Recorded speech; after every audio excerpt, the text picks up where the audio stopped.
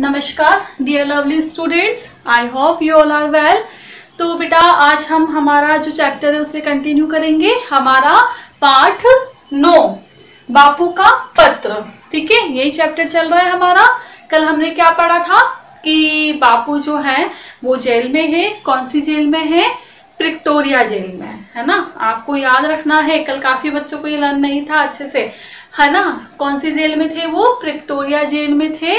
और 25 मार्च 1909 की बात है, ठीक है। वो किसे पत्र लिख रहे हैं? अपने बेटे को, है ना। अपने बेटे से पत्र लिखकर वो बात कर रहे हैं, बाकी तबीयत के बारे में पूछ रहे हैं और बेटे को अपनी पढ़ाई के बारे में भी बता रहे हैं, पढ़ाई पे ध्यान देने के लिए कह रहे हैं, ठीक है। तो आज हम उसी के आगे से स्टार्ट करते हैं। So let's start. आप सभी अपना ध्यान बुक में रखेंगे, पेज नंबर 76, ठीक है। तो शुरू करते हैं।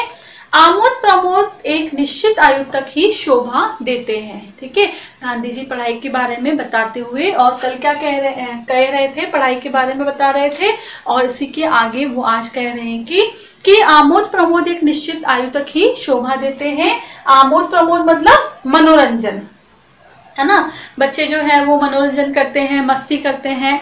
तो उनका कहना है कि ये सारे जो मनोरंजन है ये एक निश्चित आयु तक ही शोभा देते हैं, है ना। सही बात है। आप छोटे हो, छोटे बच्चे हो, तब तक आप मस्ती करो तो अच्छा लगता है, लेकिन एक एज के बाद, है ना, आप थोड़े बड़े हो जाते हो, उसके बाद आपका थोड़ा सिंसियर होना भी जरूरी है ना। 12 वर्ष की उम्र के बाद बच्चों को जिम्मेदारी और कर्तव्य का भान होना चाहिए, है ना। क्या कह रहे हैं वो? जब बच्चे 12 साल के हो जाते हैं तब तक बच्चों को अपनी जिम्मेदारी को समझना चाहिए और अपने कर्तव्य का भान होना चाहिए। भान मतलब ज्ञान, भान मतलब ज्ञान। बच्चों को ज्ञान होना चाहिए कि हमारा क्या कर्तव्य है, हमें हमारे कर्तव्य को किस तरीके से निभाना है। उन्हें अपने आचार और विचार में सत्य और अहिंसा के प्रयोग की चेष्टा करनी चाहिए, है ना। चेष्टा मतलब प्रयास, ना। चेष्टा मतलब प्रयास।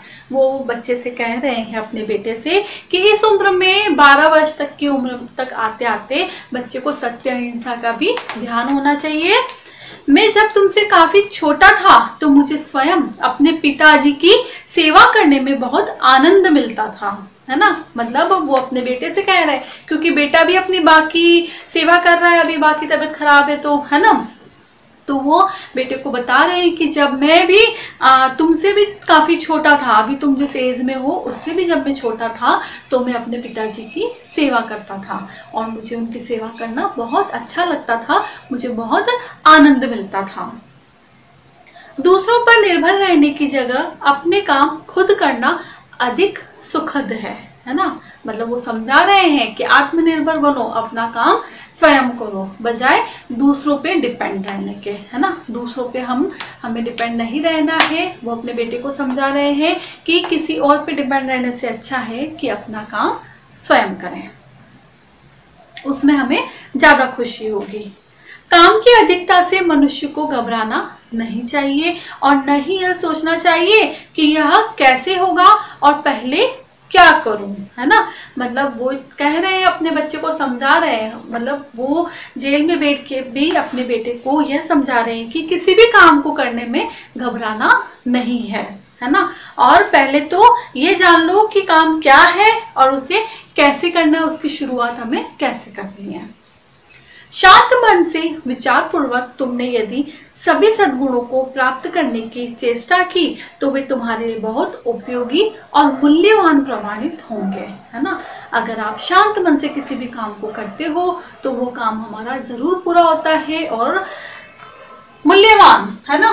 मूल्यवान मतलब कीमती। वो काम हमारे लिए उतना ही उपयोगी और उतना ही कीमती होता है जितना मन लगाकर हमने उस काम को किया है। मुझे यह भी आशा है कि तुम रोज नियम पूर्वक प्रार्थना करते होंगे। सूर्योदय से पहले उठकर प्रार्थना करना बहुत ही अच्छा है ना। वो अपने बेटे को समझा रहे हैं कि सुबह जल्दी उठो और जल्दी उठकर प्रार्थना करो और रोज करो। प्रयत्न पूर्वक एक निश्चित समय पर ही प्रार्थना करनी चाहिए, है ना, और उसका समय भी निश्चित होना चाहिए। आप सुबह जल्दी उठकर एक टाइम टेबल बनाएं, इसी टाइम पे हमें प्रार्थना करनी है, वो अपने बेटे को समझा रहे हैं। यह नियमितता तुम्हें अपने जीवन में आगे चलकर बड़ी सहायक सिद्ध होगी।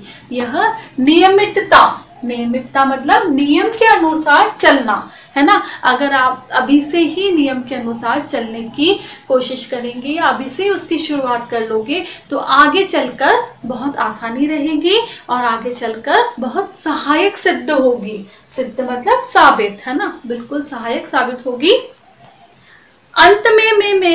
अंत में मैं प्रेम सहित यह पत्र समाप्त करता हूँ, तुम्हारा पिता मोहनदास, है ना। कितनी अच्छी बातें उन्होंने अपने बेटे को पत्र के द्वारा समझाई है। वो जेल में है लेकिन जेल में बैठकर भी वो पत्र लिख रहे हैं, अपने बेटे को समझा रहे हैं कि किस तरीके से उसे अपने कर्तव्य का पालन करना है, किस तरीके से उसे पढ़ाई करनी है ना, क्या सच्ची शिक्षा है ना। ये सारी चीजें वो जेल में बैठकर पत्र के द्वारा अपने बेटे को समझा रहे हैं, है ना। और वो कह रहे हैं कि नियम के अनुसार काम करो, प्रार्थना रोज करो, सुबह जल्दी उठ के करो और प्रार्थना करने का भी समय निश्चित कर लो। और आखिरी में वो अपना प्यार अपने बेटे के लिए देते हैं और अपना नाम लिखकर पत्र को समाप्त करते हैं। ठीक है बेटा, तो आई होप आप सभी को ये चैप्टर कल और आज दोनों दिन मैंने समझाया है, आई होप आप सभी को अच्छे से समझ आ गया होगा।